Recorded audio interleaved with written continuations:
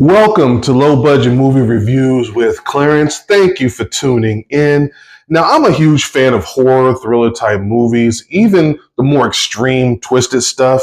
And if you're thinking there's nothing too extreme or twisted, just wait, stay tuned. I got some really interesting episodes planned to test out that theory.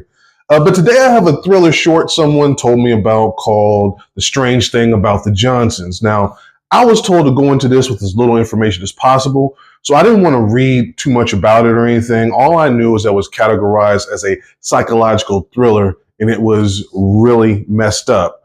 Might cause some emotional damage.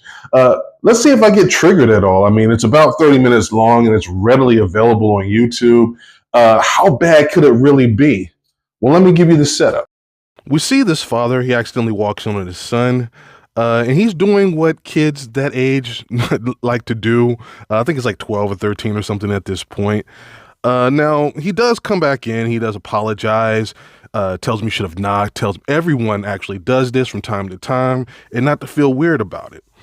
Now, he asked, the son asked the father, hey, even you do this as well? And the father is kind of reluctant to say yes, but eventually he relents. He's like, yeah, everyone does it. And, don't feel any type of way about it. We've had this discussion. It's totally natural. Everything's cool. So, he's walking out and the kid says, I love you. Father says, I love you back. And they have this nice father-son moment, this nice heartfelt conversation. And then they do the reveal. His son was using a shirtless picture of his father to stimulate himself. Yeah, that's just gross. I really wasn't prepared for that at all.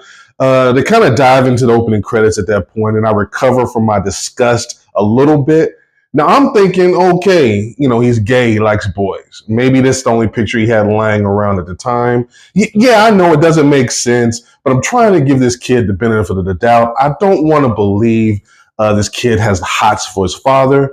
But yeah, then we get into this time jump, and he's all grown up. So here we are 14 years later, and we have this very happy occasion for any father anyway, a father staying next to his son. His son's all grown up. He's chosen his bride. This is his wedding day. And, the son leans over and thanks his father for everything. And, it's a nice little moment there. And then he starts rubbing his hand down his father's back.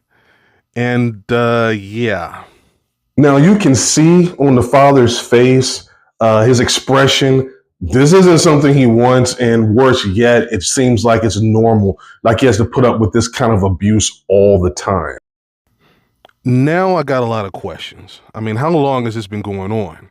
How far has this actually gone? Does, the wife know? His mother? Does anybody know about this? Now, I didn't realize I was about to get some of those answers right now. So the mother is looking for her husband, and she kind of wanders around into the backyard. She looks through the fence, and yeah, he's being like super aggressive with his father. I guess he just couldn't wait any longer. And the mother's reaction is what killed me here. The mother dries her tears, turns, and walks away. That is just crazy. Oh, and just so we're 100% clear about what this is, the father and the mother are holding hands at the table, and he's getting jealous of, their little display of affection, and he starts trying to play footsies with his father under the table. Now, the father is actually a writer, and he kind of deals with this the only way he knows how. He writes a book called The Cocoon Man, and, it just looks like a very long manuscript, and he leaves it for his wife to read. But his son finds it, and he is given a very stern warning. And I'm burning this. And if I see another copy lying around, it's going to be more than a slap on the wrist. I promise you. Now, this scene takes place after a New Year's party at the house, and he decides to stay to help clean up. And I really don't need to break this scene down at all. You can kind of see and get the idea of exactly what's going on or what's about to happen. And the mother, which is a very chilling and shocking thing that, goes on during the sequence.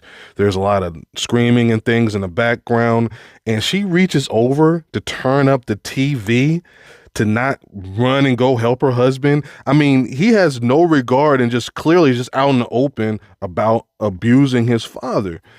And this is probably one of the a great shot by the director in this film. We get the idea of what's going on and what's happened, but the way they frame this shot with the hand and the son pulling his pants up, that's just crazy right here. Now I'm going to stop right there because I want to remain spoiler free. I don't want to ruin the ending, but the situation does come to a conclusion with some finality. And after watching, I had to know who made it. Ari Aster, he wrote and directed this, the man behind Hereditary and Midsummer. So I'm not surprised that what he did on a limited budget he took this straightforward story of abuse and he was able in a short amount of time to convey the terror and horror of this situation. Some really strong performances, the way he framed some of these shots where, your imagination did more of the heavy lifting than what was actually on the screen. It just goes to show you, even with limited resources, you can make something very effective. So yeah, definitely go and check this one out and let me know what you thought in the comments. But now that you know what you're in for, I mean, if you want to check this one out, definitely let me know what you thought. Like, share, subscribe, all that good stuff so you know when I drop more content. And I will see you guys in the next one. Peace.